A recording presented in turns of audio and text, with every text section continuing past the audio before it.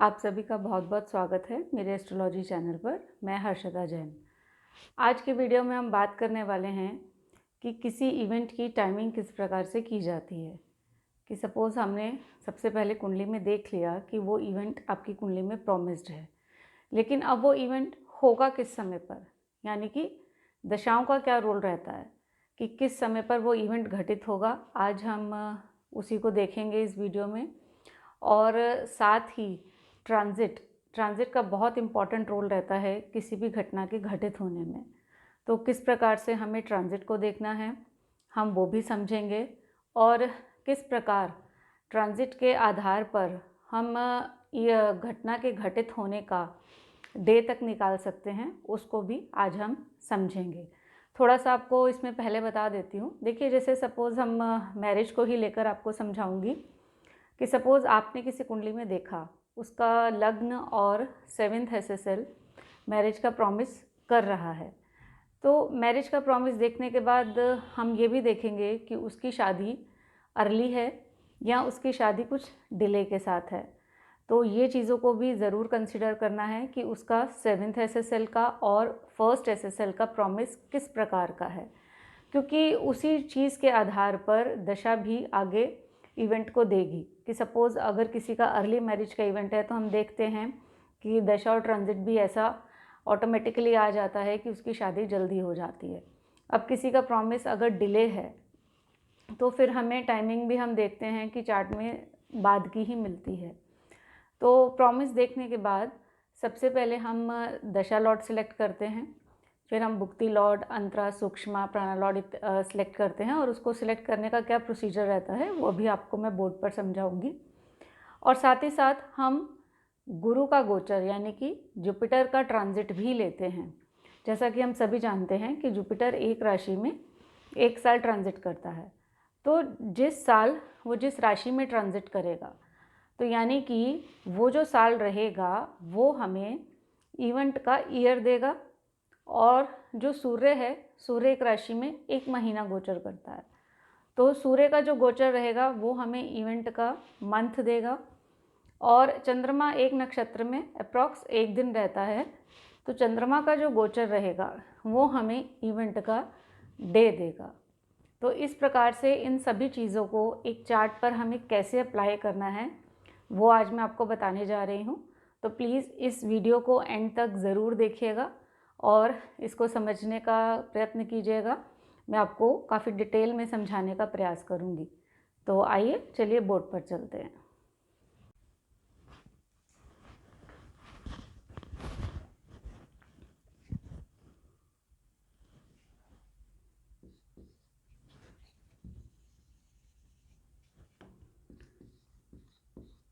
Role of दशा Lord's. जैसा कि मैंने आपको बताया कि सबसे पहले हमें चार्ट का प्रॉमिस देखना है। प्रॉमिस देखने के बाद सबसे पहले हम महादशा लॉर्ड सेलेक्ट करेंगे। तो महादशा लॉर्ड के लिए क्या इसमें नियम रखे गए हैं कि महादशा लॉर्ड शुड बी फेवरेबल और एटलीस्ट न्यूट्रल, यानी कि जो भी महादशा लॉर्ड का प्लैनेट रहेगा वो या तो फेवरेबल हो और या कम से कम वो न्यूट्रल हो। देखिए, वो न्यूट्रल किस प्रकार बनेगा। सपोज ये आपका महादशा लॉर्ड का प्लैनेट है। अब वो अपने स्टार लॉर्ड के थ्रू 5 में भी जाता है, 11 में जाता है, साथ में वो 4 में भी है, 10 में भी है।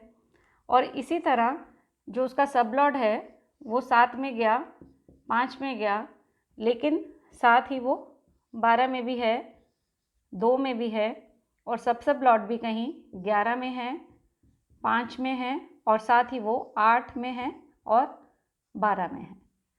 अब इस कंडीशन में क्या होगा, इसमें आप एक चीज़ देखिए कि आपका हर लेवल पर, स्टार लेवल पर, सब लेवल पर और सब लेवल पर पॉजिटिव हाउसेस भी हैं और साथ ही साथ इसमें नेगेटिव हाउसेस भी हैं। तो इस केस में कहा जाता है कि दशा लॉर्ड न्यूट्रल है, यानी कि वो पॉजिटिव हाउसेस के फल भी देगा। साथ ही साथ हम देखते हैं क्योंकि एक दशा बहुत सालों की होती है, तो उस दशा के दौरान हमें और भी रिजल्ट मिलने होते हैं। तो अगर आपके दूसरे घर भी आ रहे हैं, सपोज़ 4 भी आ रहा है, 10 भी आ रहा है, जो कि शादी के लिए अनफेवरेबल हाउसेज़ है, लेकिन उस केस में क्या होगा कि अगर 5-11 भी आ रहा है, 7 आ रहा है, 5 आ रहा है, 11 आ रहा है, 5 आ रहा है, आपका हर लेवल पे, तो उस केस में कहा जाएगा दशा लॉर्ड इज़ न्यूट्रल। एक तरह से और देखते हैं इसे। सपोज़ स्टार लॉर्ड ने इन्वॉल्वमेंट की 11 से, और इसके अलावा आपका 6 भी है, 8 भी है, 12 भी है, 2 भी है। अब सब लॉर्ड हमारा 5 में आ जाता है, साथ ही ये हमारा 8 में भी आ गया, 4 में भी आ गया, 6 में भी आ गया। फर्दर सब लॉर्ड हमारा 7 में आ जाता है, और ये हमारा 2 में आ गया, 4 में आ गया, 10 में आ गया। इस केस में भी दशा न्यूट्रल मानी जाएगी। क्यों? क्योंकि स्टार लॉर्ड 11 से इन्वॉल्वमेंट कर रहा है, सब लॉर्ड 5 से कमिट कर रहा है, और सब लॉर्ड 7 से फाइनल कन्फर्मेशन कर रहा है। तो इस केस में भी दशा न्यूट्रल मानी जाएगी। अब एक एग्जाम्पल मैं आपको पॉजिटिव दशा और नेगेटिव दशा का देती हूँ। सपोज स्टार लॉर्ड आपका 7 में जाता है, 11 में गया, सब लॉर्ड ने 5 से कमिट करी, और सब लॉर्ड ने 7, 11 से फाइनल कन्फर्मेशन कर दी। और किसी भी लेवल पे आपका जैसे नेगेटिव हाउस नहीं है, यहाँ पर है 8 है, और यहाँ पर है तो सपोज़ 3 भी है, 9 भी है, और यहाँ ज़्यादा से ज़्यादा 10 है, या चलिए 2 भी आ रहा है। तो इस केस में अगर आपका 6 देखिए किसी लेवल पे नहीं आ रहा, और पॉजिटिव हाउसेस भी बहुत स्ट्रांगली आ रहे हैं, तो ये जो दशा रहेगी ये पॉजिटिव रहेगी, ये बहुत इजीली शादी देगी। और नेगेटिव दशा किस प्रकार बनेगी? सपोज़ आपका जो स्टार लॉर्ड है वो सीधा ही 4 में, 6 में, 10 में, 12 में जाता है, और फर्दर अगर आपका 7 या 11 आ भी गया, और यहाँ आपका स्टार लेवल पे एक भी पॉजिटिव हाउस नहीं है, तो यकीन मानिए ये दशा बिल्कुल नेगेटिव है। उस जातक का विवाह इस पूरी दशा में नहीं हो पाएगा। क्यों? क्योंकि कस्पल का ये एक नियम है कि आपके जो हाउसेस इन्वॉल्व हो रहे हैं, आपको सिर्फ उन्हीं का ही रिजल्ट मिलना है। तो अब देखिए, इसका एक भी मैरिज देने वाला हाउस इन्वॉल्व नहीं हुआ। अगर नहीं हुआ तो उसको शादी कैसे मिल जाएगी?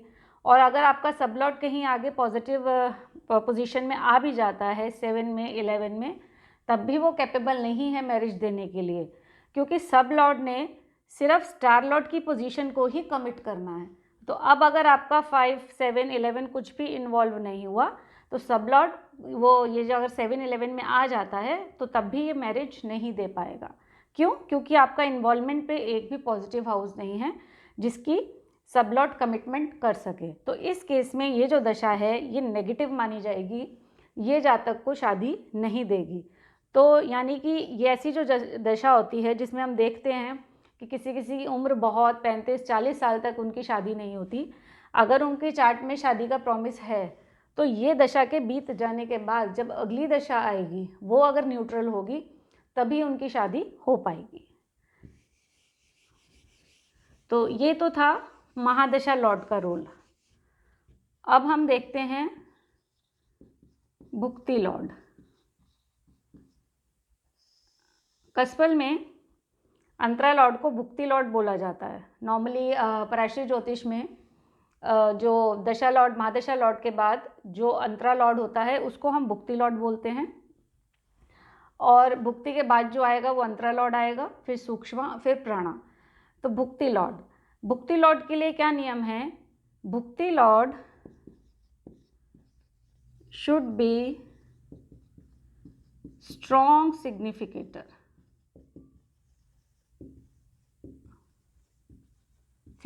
Of primary cusp.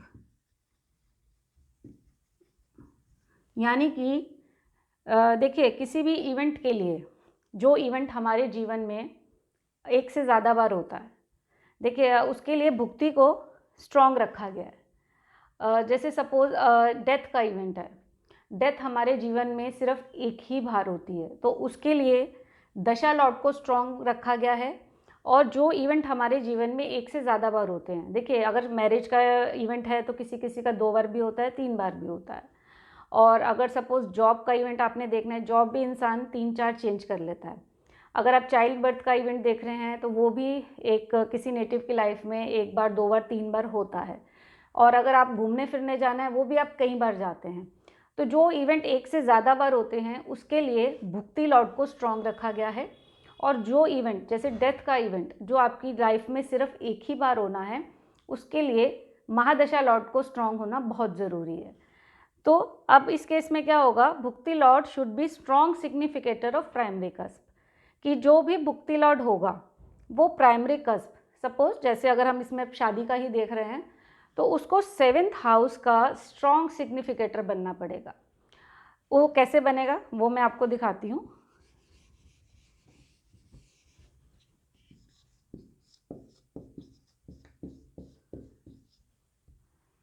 सपोज ये भुक्ति लॉर्ड का प्लैनेट है, ये भुक्ति लॉर्ड है, involving 7 committing to 5, involving 5 committing to 7, involving 5 11 committing to 7, involving 7 11 committing to 5, involving 11 committing to 7 5, और आगे ये भी किसी फेवरेबल पोजीशन में आता है। अब आप एक चीज़ देखिए, कस्पल में सिग्निफिकेटर बनने का मतलब होता है स्टार और सब लेवल पर जो आपका मूल भाव है वो स्टार या सब लेवल पर ज़रूर आना चाहिए और उसकी नेगेशन भी नहीं होनी चाहिए। ये भुक्ति लॉर्ड का एक नियम है कि जो भी आपका मूल भाव रहेगा वो स्टार लेवल पर या सब लेवल पर आएगा तो वो स्ट्रॉन्ग सिग्निफिकेटर बनता है और वहाँ पर उस भुक्ति लॉर्ड में उस कस्प की नेगेशन भी नहीं होनी चाहिए। वही भुक्ति शादी देती है। अगर आपकी प्राइमरी कस्प की नेगेशन हो रही है तो वो भुक्ति शादी नहीं देगी। तो यानी कि सिग्निफिकेटर जो हम बोलते हैं कि प्राइमरी कस्प का स्ट्रॉन्ग सिग्निफिकेटर बने, उसका मतलब ये होता है कि वो जो सिग्निफिकेटर बनेगा स्टार और सब लेवल पे बनेगा, यानी कि जो आपका प्राइमरी हाउस है वो स्टार लॉर्ड पे या सब लॉर्ड लेवल पे ज़रूर आएगा। अब इस तरह की भुक्ति होगी, ये शादी इजीली दे देगी। अब अगर किसी भुक्ति में नेगेशन होती है, suppose involving 7 and 5 committing to 6 और इन्वॉल्विंग 5 11 committing to 4 10 7, अब फर्दर आगे अगर यहाँ भी 4 10 आ जाता है तो ये जो भुक्ति है शादी नहीं देगी। सपोज़ आपका 7 भी है, 6 भी है और यहाँ 7 भी है, अब ये नेगेशन भी कर रहा है। लेकिन अगर फर्दर आपका सब लॉर्ड किसी अनफेवरेबल पोजीशन में आ जाता है तो इस प्रकार की जो भुक्ति होती है जहाँ नेगेशन हो रही है वो भुक्ति शादी नहीं देती। तो भुक्ति लॉर्ड पे बहुत ज़्यादा कंसंट्रेशन आपको करना है कि भुक्ति लॉर्ड हमें स्ट्रॉन्ग भुक्ति को हमें चूज़ करना है। अब भुक्ति लॉर्ड के बाद रोल रह जाता है अंतरा, सूक्ष्म, प्राण। अब ये अंतरा लॉर्ड, सूक्ष्म लॉर्ड और प्राणा लॉर्ड, ये जो प्लैनेट रहेंगे ये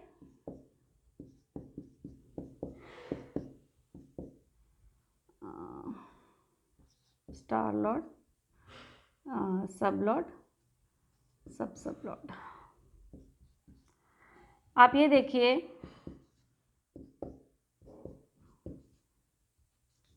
ये जो प्लैनेट हैं ये 5 11 7 7 11 5 11 या 11 11 11 और 5 और 11 और कहीं 7।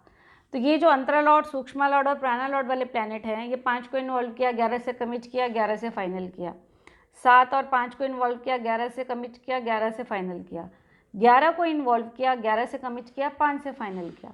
तो कहने का ये मतलब है जो हमारी शादी के लिए रेलिवेंट हाउस है 7 5 11, तो अंतरा लॉर्ड, सूक्ष्म लॉर्ड और जो प्राणा लॉर्ड हैं वो डायरेक्टली लिंक करें या इनडायरेक्टली लिंक करें, या उनका 7th हाउस कई बार नहीं भी आता जैसे इस वाले एग्जाम्पल में, तो भी वो मैरिज के लिए रेलिवेंट है। और आपकी लिंकेज डायरेक्ट भी हो सकती है। डायरेक्ट लिंकेज क्या होती है, जैसे मैंने वीडियो में पिछले बताया कि जब आपका प्राइमरी भाव इन्वॉल्व होता है, और इनडायरेक्ट लिंकेज जब आपका सपोर्टिंग कस्प इन्वॉल्व होता है।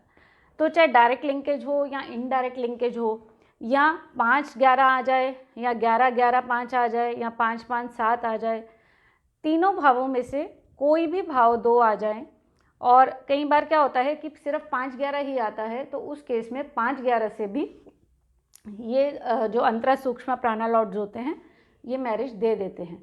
सिर्फ हमारी जो सबसे ज़्यादा हमें ध्यान रखना है वो सिर्फ और सिर्फ भुक्ति लॉट का रखना है। भुक्ति लॉट सबसे ज़्यादा स्ट्रांग होना चाहिए इवेंट के लिए।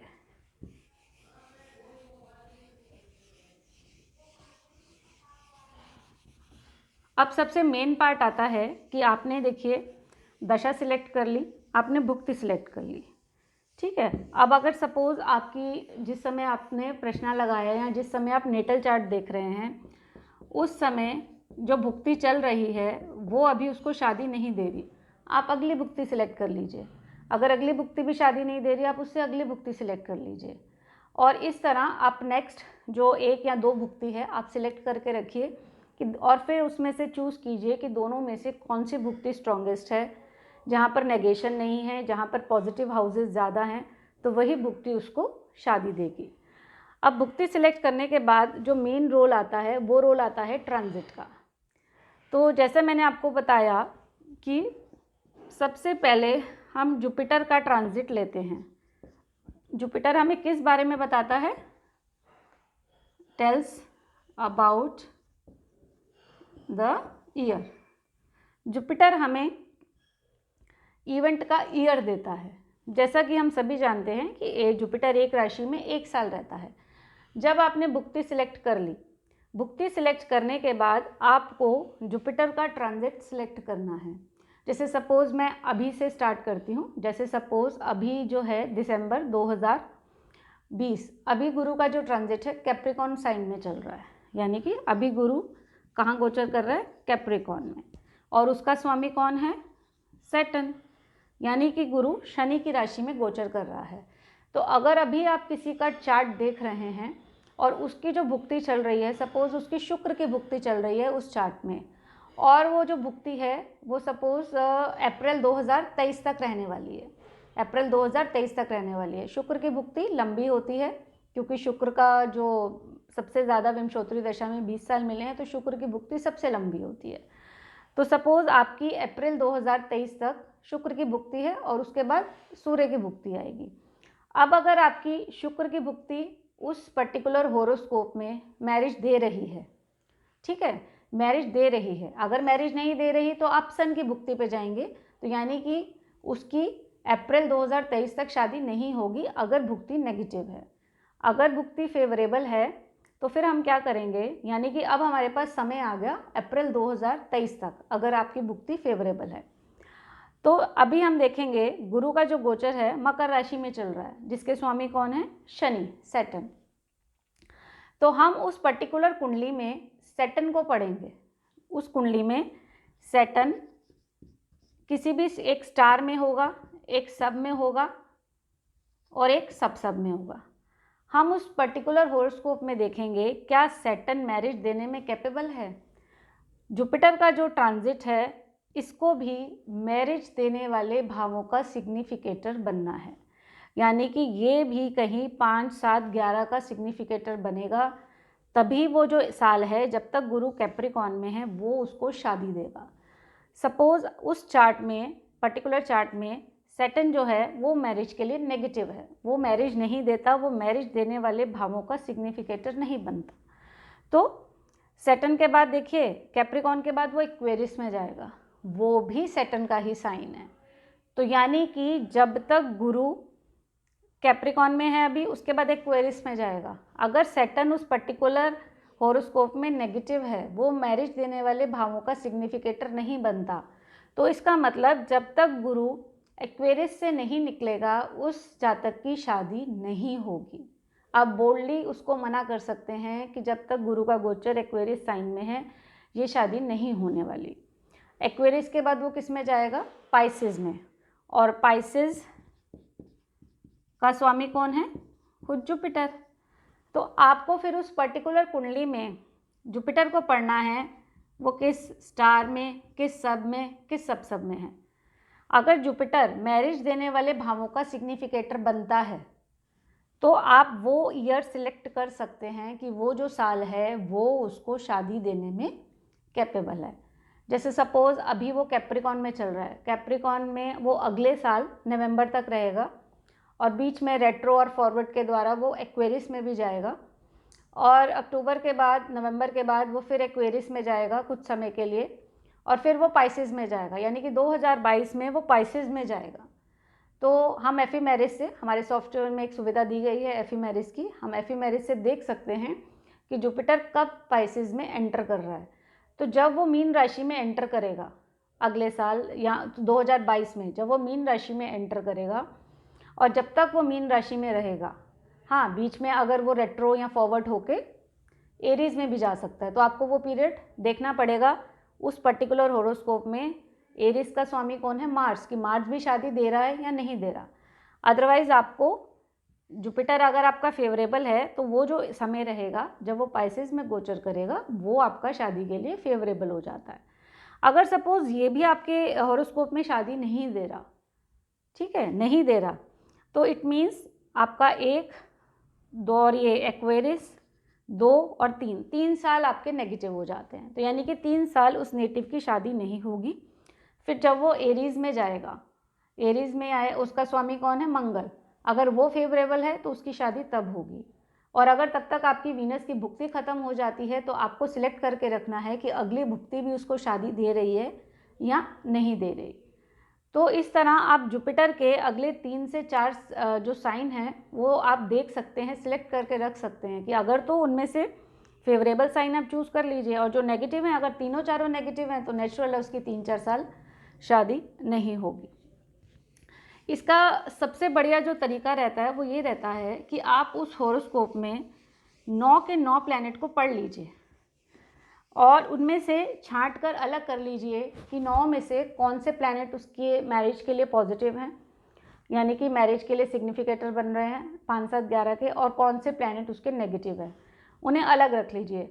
तो सपोज़ जो आपके नेगेटिव प्लैनेट हैं अगर उनकी भुक्ति आएगी या जुपिटर का ट्रांजिट उन प्लैनेट्स के साइन में आएगा तो नेचुरल है कि वो टाइम जो है उसको मैरिज नहीं देगा। तो इससे हमें टाइमिंग करनी आसान हो जाती है। अब जब आपने जुपिटर का साइन सिलेक्ट कर लिया, यानी कि हमारे पास उस इवेंट का 1 साल निकल कर आ गया कि इस 1 साल के अंदर इवेंट होना है, तो अब जब जुपिटर एक साइन में ट्रांजिट करेगा उस एक साइन में 3 नक्षत्र पड़ेंगे। जैसे मैं आपको कैप्रिकॉन पर ही दिखाती हूँ। सपोज़ अभी जो जुपिटर है कैप्रिकॉन में ट्रांजिट कर रहा है, यानी कि सैटर्न साइन में। अब इस कैप्रिकॉन के अंदर 3 नक्षत्र पड़ते हैं। पहले 10 डिग्री तक रहता है सन का नक्षत्र, फिर अगले 13 डिग्री 20 मिनट तक रहता है मून का नक्षत्र, और लास्ट के 6 डिग्री 40 मिनट तक रहता है मंगल का नक्षत्र। ईयर सिलेक्ट करने के बाद, यानी कि साइन, फेवरेबल साइन चूज़ करने के बाद उस साइन में जो 3 नक्षत्र पड़ेंगे आपको उनको भी सिलेक्ट करना है। अब जैसे सपोज़ कैप्रिकॉन में 3 नक्षत्र पड़ेंगे, सन, मून एंड मार्स। अब आपको उस पर्टिकुलर हॉरोस्कोप में पढ़ना है सन इज़ गिविंग मैरिज और नॉट, मून इज़ गिविंग और नॉट, मार्स इज़ गिविंग और नॉट। कभी कभी क्या होता है कि तीनों के तीनों प्लैनेट पॉजिटिव होते हैं, तो उस केस में आपका वो पूरा साल पॉजिटिव हो जाता है। अब कभी कभी क्या होगा, सपोज़ सिर्फ एक यही प्लैनेट है जो शादी दे रहा है, ये नेगेटिव है, ये नेगेटिव है, और वो एक जो नक्षत्र में रहता है अप्रॉक्स कभी 3 महीने भी होते हैं, कभी 4 भी होते हैं, कभी 5 भी होते हैं। तो जो वो 3-4 महीने का पीरियड है, यानी कि जब वो सन के नक्षत्र में रहेगा, यानी कि कैप्रिकॉन साइन में जब वो सन के नक्षत्र में रहेगा, यानी कि वो जो 3 से 4 महीने होंगे वो टाइम उसके लिए फेवरेबल है। अगर तीनों के तीनों आपके पॉजिटिव हैं तो पूरा साल उसका फेवरेबल हो गया। अगर सपोज़ 2 पॉजिटिव हैं, सपोज़ चलिए मून भी दे रहा है, मून भी दे रहा है, तो आपके पास कम से कम 6-7 महीने का समय जो आता है वो पॉजिटिव हो जाता है। तो हम उस, और फिर उस चीज़ में क्या है, हम सन और मून में से भी सिलेक्ट कर सकते हैं कि सन इज़ स्ट्रॉन्ग और मून इज़ स्ट्रॉन्ग। तो दोनों में से जो स्ट्रॉन्ग होगा आपके पास वो 3 से 4 महीने का पीरियड निकल कर आ जाता है। अब जब आपने जुपिटर का स्टार सेलेक्ट कर लिया, सबसे पहले हमें साइन सेलेक्ट करना है, फिर उसका स्टार सेलेक्ट करना है। जब आपने जुपिटर का स्टार सेलेक्ट कर लिया तो आपके पास 3 से 4 महीने का पीरियड निकल कर आ जाता है। उसके बाद हम सिलेक्ट करेंगे अंतरालॉर्ड, यानी कि उस 3 से 4 महीने में आपके पास कभी कभी 1 या 2 अंतरा पड़ रहे होंगे। सपोज़ उस 3 से 4 महीने के पीरियड में आपके पास एक अंतरा पड़ रहा है सैटर्न का, उसके बाद पड़ रहा है मरकरी का, उसके बाद पड़ रहा है केतु का। आपके पास ये 3 अंतरा पड़ रहे हैं। अब आप 3 अंतरा में से देखोगे कि कौन सा अंतरा उसको शादी देने में कैपेबल है। Suppose Saturn is capable, mercury is capable, ठीक है। तो अब आप अंतरा सिलेक्ट करने के बाद अब हमें क्या चाहिए, हमारे पास ये 3 से 4 महीने का पीरियड निकल कर आ जाता है। उसके बाद हमें सिलेक्ट करना है मंथ ऑफ द इवेंट। अब मंथ हमें कौन बताएगा, सन। जैसे कि हमें पता है ट्रांजिट ऑफ सन, सूर्य एक राशि में 1 महीना गोचर करता है। तो जो हमारे पास ये 3 मंथ्स का पीरियड आया, अब उस 3 मंथ्स में सूर्य कम से कम 3 राशि में गोचर करेगा। यानी कि सपोज़ उस 3 महीनों के दौरान एक वो लिब्रा में आ रहा है, एक वो स्कॉर्पियो में आ रहा है और एक वो सेजिटेरियस में आ रहा है। तो यानी कि लिब्रा का स्वामी हो गया वीनस, स्कॉर्पियो का हो गया मार्स और सेजिटेरियस का हो गया जुपिटर। अब आपको इन तीनों में से देखना है कि कौन सा प्लैनेट मैरिज देने वाले भावों का सिग्निफिकेटर बन रहा है। सपोज़ जुपिटर नहीं बन रहा, वीनस और मार्स बन रहे हैं। अगर ये दोनों प्लैनेट मैरिज के सिग्निफिकेटर बन रहे हैं तो आपके पास ये 2 महीने का समय है लिब्रा और स्कॉर्पियो में जब सन का गोचर रहेगा। आप इन दोनों में से भी सिलेक्ट कर सकते हो, दोनों में से कौन सा स्ट्रॉन्ग है। Suppose Venus is the strongest, Mars में आपके नेगेटिव हाउसेस भी हैं लेकिन वीनस बहुत स्ट्रॉन्ग है। तो आपके पास ये मोटा मोटी एक वीनस का जो पीरियड है जब सन का ट्रांजिट लिब्रा में रहेगा, यानी कि अप्रॉक्स 15 अक्टूबर से लेकर 15 नवंबर तक वो लिब्रा में रहता है। तो आपके पास वो 1 महीना निकल कर आ जाएगा कि 15 अक्टूबर से 15 नवंबर तक वो आपका इवेंट होने का प्रॉमिस आ जाता है सन के साइन से। और उसके बाद हम सूक्ष्म और प्राणा लॉट सिलेक्ट करते हैं। सूक्ष्म और प्राणा जो है, सूक्ष्म हमारा 10 दिन 8 दिन भी हो सकता है, प्राणा हमारा 1 या 2 दिन होता है। उसको सिलेक्ट करने के बाद हम मून का गोचर लेते हैं। मून एक राशि में 2.25 दिन रहता है, 2.25 दिन रहता है और एक नक्षत्र में वो अप्रॉक्स 1 दिन रहता है। तो जो भी मून जिस दिन भी स्ट्रॉन्गेस्ट प्लैनेट में गोचर करेगा, के नक्षत्र में गोचर करेगा, वो जो दिन होगा आपका इवेंट देने का दिन है, उस दिन आपका इवेंट होगा। तो इस प्रकार से गुरु से हमें ईयर मिलता है और गुरु का जब हम स्टार सेलेक्ट कर लेंगे हमारे पास 3 से 4 महीने का पीरियड आ जाता है। फिर हम सन का साइन सेलेक्ट करते हैं, सन का साइन सेलेक्ट करने से हमारे पास 1 महीने का पीरियड आ जाता है। अब उस 1 महीने के पीरियड के दौरान भी सपोज़ आपका, जैसे अभी हमने देखा सन का जो हमने साइन सेलेक्ट किया था वो लिब्रा किया था, यानी कि जिसका स्वामी है वीनस, ठीक है। यानी कि अब लिब्रा में भी हमारे 3 नक्षत्र पड़ते हैं। कौन कौन से? लिब्रा में हमारे आएंगे मार्स, राहु एंड जुपिटर। अब आपको इनमें से सिलेक्ट करना है, Mars is strongest, Rahu, Jupiter, इन तीनों में से कौन सा आपको इवेंट दे रहा है, यानी कि कौन सा प्लैनेट आपका मैरिज का सिग्निफिकेटर बन रहा है। सपोज़ मार्स बन रहा है और राहु भी बन रहा है और जुपिटर नेगेटिव है, तो आपके पास ये 15 से 20 दिन का पीरियड निकल कर आ जाता है कि जो इवेंट के लिए पॉजिटिव है। उसके बाद आप सूक्ष्म और प्राणा लॉट सिलेक्ट करते हैं और फिर लास्ट में आप मून का स्टार लॉट सिलेक्ट करते हैं कि मून किस नक्षत्र में गोचर करेगा उस दिन जिस दिन इवेंट होना है। तो इसमें सबसे जो इजी रहता है वो ये रहता है कि आप 9 के 9 प्लैनेट में से चूज़ करके रख लो कि आपके कौन से प्लैनेट इवेंट के लिए पॉजिटिव हैं और कौन से प्लैनेट आपके इवेंट के लिए नेगेटिव हैं। तो जब भी प्लैनेट्स का गोचर उन नेगेटिव प्लैनेट्स की राशि में होगा तो वो इवेंट नहीं देगा, और जब प्लैनेट्स का गोचर उन पॉजिटिव प्लैनेट्स की राशि में होगा तो वो इवेंट के लिए सबसे सूटेबल समय रहता है। तो आई होप आपको आज समझ आया होगा। तो अगर आपको आज का वीडियो अच्छा लगा हो तो प्लीज़ लाइक और शेयर कीजिए, और प्लीज़ मुझे कमेंट करके बताइए कि अगर आप ट्रांजिट पे और वीडियो चाहते हैं तो मैं और वीडियो लेकर आऊँगी, या अगर आप और किस प्रकार के वीडियो देखना चाहते हैं तो प्लीज़ मुझे ज़रूर कमेंट कीजिएगा और चैनल को सब्सक्राइब कीजिएगा। बेल आइकॉन को ज़रूर सेट कीजिए ऑल पर, जिससे आपको नोटिफिकेशंस मिलते रहे। आपका बहुत बहुत धन्यवाद।